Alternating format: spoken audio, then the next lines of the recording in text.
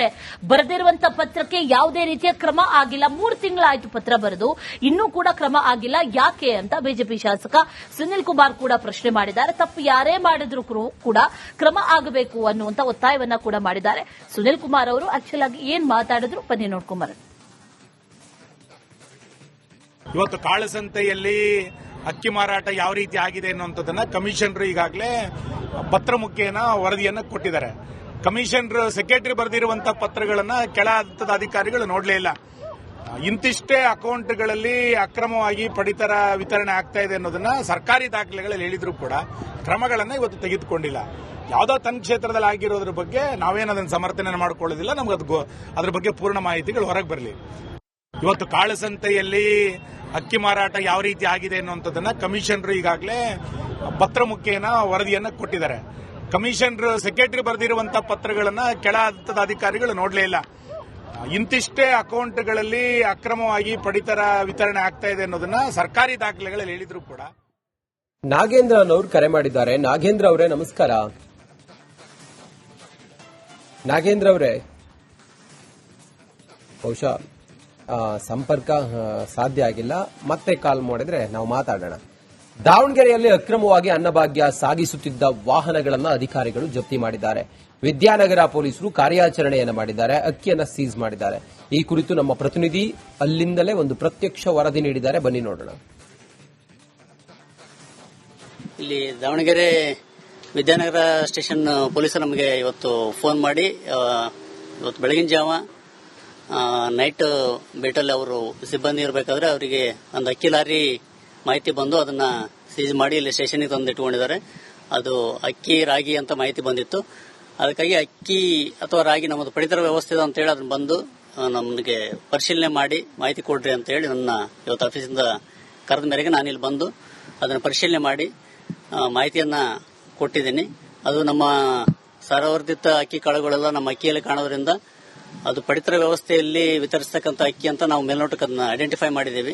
ಯಾಕಂದ್ರೆ ಬೇರೆ ಎಲ್ಲೂ ಅದು ಆ ರೀತಿ ಫೋರ್ಟಿಫೈಡ್ ರೈಸ್ ಅನ್ನ ನಾವು ಹೊರಗಡೆ ಮಾರ್ಕೆಟ್ ಅಲ್ಲಿ ಸಿಗೋದಿಲ್ಲ. ಮತ್ತೆ ರಾಗಿ ಕೂಡ ನಾವೀಗ ಪಡಿತರ ವ್ಯವಸ್ಥೆಯಲ್ಲಿ ಕೊಡ್ತಾ ಇದ್ದೇವೆ. ಹಾಗಾಗಿ ಅದು ಪಡಿತರ ರಾಗಿ ಅಂತ ಹೇಳಿ ಎರಡನ್ನ ನಾವು ಐಡೆಂಟಿಫೈ ಮಾಡಿ ಇವರು ಹರಿಹರ ರೈಟ್. ಹಾಗೆ ಮಂಡ್ಯದಿಂದ ಸಂತೋಷ್ ಕರೆ ಮಾಡಿದ್ದಾರೆ. ಸಂತೋಷ್ ಅವರೇ ನಮಸ್ತೆ, ಏನು ಹೇಳ್ತೀರಿ? ಸರ್ಕಾರ ಯಾಕೆ ಕ್ರಮ ಕೈಗೊಳ್ತಾ ಇಲ್ಲ ಅನ್ನೋದು ಪ್ರಶ್ನೆ ಈಗ ಸದ್ಯಕ್ಕೆ. ಮೇಡಮ್, ಈಗ ಅನ್ನಭಾಗ್ಯ ಯೋಜನೆ ಮಾಡ್ತಾ ಇರೋದು ಬಡವರಿಗೆ ಅನುಕೂಲ ಆಗ್ಲಿ ಅಂತ. ಹೌದು. ಎಷ್ಟೋ ಸೊಸೈಟಿಗಳಲ್ಲಿ ಕೂಡ ಈ ಯಾರು ರೇಷನ್ ವಿತರಣೆ ಮಾಡ್ತಾರೆ ಅವರೇ ಪರ್ಚೇಸ್ ಮಾಡ್ತಕ್ಕಂತ ಉದಾಹರಣೆಗಳು ನಮ್ಮ ಮಂಡ್ಯದಲ್ಲಿ ಈಗ ತುಂಬಾ ಇದೆ. ಎಕ್ಸಾಕ್ಟ್ಲಿ ಅದೇ ಆಗ್ತಾ ಇರೋದು ಆಕ್ಚುಲ್ ಆಗಿ. ಒಂದು ನೇರವಾಗಿ ಹೇಳ್ಬೇಕಂದ್ರೆ ಇದಕ್ಕೆ ಆಹಾರ ಸಚಿವರು ನಮ್ಮ ಮುಖ್ಯಮಂತ್ರಿಗಳು ಡೆಲ್ಲಿಲಿ ಹೋಗಿ ನೀಟ್ಗೆ ಅದಕ್ಕೆ ಸಪೋರ್ಟ್ ಮಾಡ್ತಾರೆ. ನಮ್ಮ ಕರ್ನಾಟಕದಲ್ಲಿ ಇರ್ತಕ್ಕಂತ ಉಳುಕುಗಳನ್ನ ತೊಳಿಲಿಕ್ಕೆ ಅವ್ರ ಕೈಲಿ ಆಗ್ತಿಲ್ಲ. ಫಸ್ಟ್ ನಮ್ಮ ಕರ್ನಾಟಕ ರಾಜ್ಯದ ಮುಖ್ಯಮಂತ್ರಿಗಳು ಇದ್ರ ಬಗ್ಗೆ ಕರೆಕ್ಟ್ ಗಮನ ಹರಿಸಿ ಅದಕ್ಕೆ ಯಾರಾಗ್ಬೇಕು ತಲೆದಂಡ ಸಚಿವರನ್ನು ಒಳಗೊಂಡಂತೆ ತಲೆದಂಡ ಮಾಡ್ಬೇಕು. ಇವ್ರ ಕೈಲಿ ಆಗ್ತದಾ? ಆಗಲ್ಲ.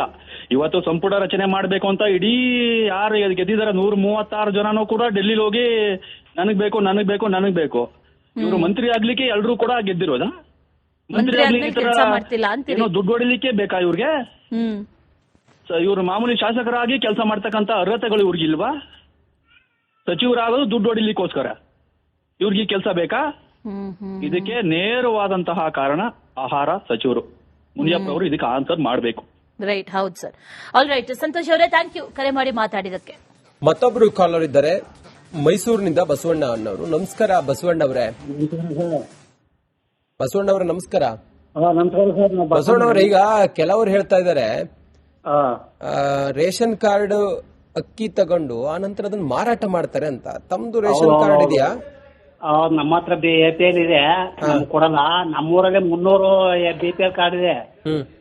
ಅದನ್ನ ಉಪಯೋಗಿಸಿ ಅಕ್ಕಿ ತಗೊಂಡು ಎಲ್ಲ ಸೇಲ್ ಮಾಡವ್ರೆ ಸರ್. 90 ಸೇಲ್ ಮಾಡ್ತಾರೆ. ಅದು ಊಟ ಮಾಡೋದಿಲ್ವಾ? ಸೇಲ್ ಮಾಡ್ತೀವಿ. ಯಾರಿಗೂ ತೊಂದ್ರೆ ಇದೆ, ಬಡವ್ರು ಯಾರು ಇಲ್ಲ. ಎಲ್ಲ ಅನುಕೂಲ ಇರೋರೆ ತಗೊಂಡಿದ್ದಾರೆ. ಬರೀ 10% ಮಾತ್ರ ಅದು ಉಪಯೋಗಿಸ್ತಾ ಇರೋರು. ಹಂಗಾದ್ರೆ ಈಗ ಯಾರು ಬಡವರು ಅವ್ರಿಗೆ ಮಾತ್ರ ಅನ್ನಭಾಗ್ಯದ ಅಕ್ಕಿ ತಲುಪಬೇಕಲ್ವಾ? ಮಾಡ್ಬೇಕು ಆತರ ಆದಾಗ ಇದನ್ನೆಲ್ಲ ಕಳ್ಸಂತ ಯಾವ್ದು ಬರಲ್ಲ. ಅವ್ರು ಯಾರು ಬಂದು ಯಾರು ಮನೆ ಹತ್ರ ಗೋರ್ಕೊಂಡು ಹೋಗ್ರಿ, ಇವ್ರು ಸೇಲ್ ಮಾಡೋತ್ತಿಗೆ ಅವ್ರು ಬರ್ತಾ ಇರೋದು. ಮತ್ತೆ ಈ ದಲ್ಲಾಳಿಗಳ ಕತೆ ಹೆಂಗೆ ಅಂತ ಹೇಳಿ, ಬಡವರ ಹೊಟ್ಟೆ ತುಂಬಿಸೋ ಅಕ್ಕಿಯನ್ನ ಮಾರಾಟ ಮಾಡ್ತಾರಲ್ಲ ಬೇರೆ ಕಡೆಗೆ ಮಾಡ್ತಾರೆ. ಊರವರೇ ನಮ್ಮ ಹತ್ರ ಅಕ್ಕಿ ಬನ್ನಿ ತಗೊಂಡು ಹೋಗಿ ಅವ್ರೇನ್ ಬರಲ್ಲ. ಇಲ್ಲಿ ಬೆಡ್ ಮಾಡ್ತಿದಾಗ್ರೆ ನಾಳೆ ಅಕ್ಕಿ ಕೊಡ್ತಾನಕಪ್ಪ ಬನ್ನಿ ಅಂತ ಇವ ಅಡ್ವಾನ್ಸ್ ಆಗಿ ಮಾಡ್ಬಿಡ್ತಾರ. ಓಹೋ, ಹಾಗಾಗ್ತಿದ್ಯಾ ನಿಮ್ಮೂರಲ್ಲಿ? ಹೌದೌದು. Okay, thank you Basavanna, thank you. Alright, ಬಳ್ಳಾರಿಯಿಂದ ಅಂಬರೀಶಪ್ಪ ಕರೆ ಮಾಡಿದ್ದಾರೆ. ಅಂಬರೀಶಪ್ಪ ಅವರೇ ನಮಸ್ತೆ, ಏನ್ ಹೇಳ್ತೀರಿ? ನಮಸ್ಕಾರ ಮೇಡಮ್. ನಮಸ್ತೆ. ಅಕ್ಕಿ ತಲುಪ್ತಾ ಇದೆಯಾ, ಸರಿಯಾಗಿ ತಲುಪ್ತಾ ಇದೆಯಾ ಇಲ್ವಾ? ನಿಮ್ಮೂರಲ್ಲಿ ಏನ್ ಕತೆ? ಅಕ್ಕಿ ಏನ್ ಸರಿಗೆ ಕೊಡ್ತಾ ಇದಾರೆ ಮೇಡಮ್. ಇಲ್ಲಿ ಕುರ್ಗೋಡ್ ತಾಲೂಕ್ನಾಗ ಇವ್ರು ಯಾರು ಈಗ ಫೋನ್ ಮಾಡಿ ಹೇಳಿದ್ರಲ್ಲ ಮೇಡಮ್, ಶ್ರೀಮಂತರಿದ್ದಾರ ಅವ್ರು ತಿಂಬಕ್ ಹಾಕಲ್ಲ ಅಂತ ಅಂದರು. ಸರ್ಕಾರಕ್ಕೆ ಯಾಕೆ ನಷ್ಟ ಮಾಡ್ಬೇಕು, ಅದನ್ನ ಡಿಲೇಟ್ ಮಾಡಿಸ್ಬಿಟ್ರೆ ಆಯ್ತಲ್ಲ ಅವರು. ಅವ್ರು ಡಿಲೇಟ್ ಮಾಡಿಸಿ ಸರ್ಕಾರಕ್ಕೆ ಉಳಿತಾಯ ಮಾಡ್ಬೋದಲ್ಲ. ಅದನ್ನ ತಿಂಬಕ್ ಹಾಕಲ್ಲ, ನಾವು ಸಾವುಕಾರ ಇದೀವಿ ಅಂತ ಅಕ್ಕಿ ತಿಂಬಕ್ ಹಾಕಲ್ಲ ಅಂತಾರ. ನಮ್ ರಾಜ್ಯದಾಗ ಎಷ್ಟು ಶ್ರೀಮಂತರಿದ್ದಾರೆ, ಎಷ್ಟು ಬಡವರು ಇದಾರೆ ಮೇಡಮ್. ಹೌದು. ಈಗ ಮಾತಾಡೋರು ಯಾರನ್ನ ಅದೇ ನ್ಯಾಯದಲ್ಲಿ ಅಂಗಡೇ ಮಾತಾಡ್ತಿರ್ತಾರೆ ಮೇಡಮ್. ಅದ್ ಅವ್ರ ಕಾಳು ಸಂಖ್ಯೆಯಲ್ಲಿ ಮಾರಕ್ ಬೇಕಲ್ಲ, ತಾವು ಸಮರ್ಥನೆ ಮಾಡ್ಕೋಬೇಕು. ಅದಕ್ಕಾಗಿ ಆತರ ಮಾಡ್ಬೇಕು ಮೇಡಮ್. ಇಲ್ಲಿ ಕುರ್ಗೋಡ್ ಸುತ್ತೆಲ್ಲ ರಾತ್ರಿ 12 ಗಂಟೆ 1 ಗಂಟೆಗೆ ಒಂದು ನ್ಯಾಯಬೆಲೆ ಅಂಗಡಿಯಲ್ಲಿ ಅಂತಾನೆ ತಿನ್ಕೊಂಡು ಹೋಗ್ತಾರೆ ಮೇಡಮ್. ಹಂಗಂತೀರಿ? ಆಲ್ರೈಟ್ ಅಂಬರೀಶಪ್ಪ ಅವರೇ, ಧನ್ಯವಾದ ರಿಪಬ್ಲಿಕ್ ಕನ್ನಡ ಜೊತೆ ಮಾತಾಡಿದಕ್ಕೆ. ಬಹುತೇಕ ಜನ ಹೇಳಿದ್ದು ಒಂದೇನೆ ಅಶ್ವಿನಿ. ಈಗ ನಮಗೆ ರೇಷನ್ ಕಾರ್ಡ್ ಇದೆ, ನಾವು ಅಕ್ಕಿ ತಗೊಳ್ತೀವಿ, ಬಡವರು ಅದನ್ನ ಊಟ ಮಾಡ್ತಾರೆ, ಹೊಟ್ಟೆ ತುಂಬಿದವರು ಅದನ್ನ ಮಾರಾಟ ಮಾಡ್ತಾರೆ ಅಂತ ಹೇಳ್ತಾರೆ. ದಲ್ಲಾಳಿಗಳದ್ದು ಒಂದ್ ಆಂಗಲ್ ಇಂದ ನಾವು ಯೋಚನೆ ಮಾಡಿದ್ರೆ, ಮತ್ತೊಂದು ಕಡೆಯಲ್ಲಿ ಅನ್ನಭಾಗ್ಯ ಅಕ್ಕಿ ತಲುಪುವಂತ ಬಡವರು ಏನಿದ್ದಾರೆ ಅಥವಾ ಆತ ಏನಿದ್ದಾನೆ ಆತ ಅದನ್ನ ಮಾರಾಟ ಮಾಡ್ತಾನೆ ಅನ್ನೋದು. ಹಾಗಾಗಿ ಸರ್ಕಾರ ಈಗ ಚಿಂತನೆ ಮಾಡಬೇಕಾಗಿರೋದು, ರೇಷನ್ ಕಾರ್ಡ್ ಅಥವಾ ಅನ್ನಭಾಗ್ಯ ಯಾರಿಗೆ ತಲುಪಬೇಕು, ಜೆನ್ಯೂನ್ ಯಾರಿದ್ದಾರೆ ಅಂತವ್ರಿಗೆ ಮಾತ್ರ ತಲುಪಬೇಕು. ಹೊಟ್ಟೆ ತುಂಬಿದವರಿಗೆ ಅಕ್ಕಿ ಕೊಟ್ಟರೆ ಅವ್ರು ಮಾರಾಟ ಮಾಡ್ತಾರೆ, ದಲ್ಲಾಳಿಗಳ ಬಳಿ ಏನವ್ರು ಹೋಗೋದಿಲ್ಲ, ಇವರೇ ಹೋಗ್ತಾರೆ ಅಂತೇಳಿ ಎಲ್ಲ ಹೇಳ್ತಾ ಇದ್ದಾರೆ. ಸರ್ಕಾರ ಇನ್ನಾದ್ರೂ ಗಂಭೀರವಾಗಿ ಚಿಂತನೆ ಮಾಡಿ ಮಾನ್ಯ ಆಹಾರ ಸಚಿವರು ಮುಂದೆ ಯಾವ ಕ್ರಮ ಕೈಗೊಳ್ತಾರೆ ಅನ್ನೋದನ್ನ ಕಾದು ನೋಡಬೇಕಾಗಿದೆ. ನೋಡುವ, ಇವತ್ತು ಇಡೀ ದಿನ ನಾವು ಇದ್ರ ಬಗ್ಗೆ ಸಂಪೂರ್ಣ ಮಾಹಿತಿಯನ್ನು ಕಲೆ ಹಾಕಿ ನಿಮ್ಮವರೆಗೂ ತಲುಪಿಸ್ತೀವಿ. ನೀವು ಕೂಡ ಅಭಿಪ್ರಾಯವನ್ನು ನಮಗೆ ತಿಳಿಸಬಹುದು.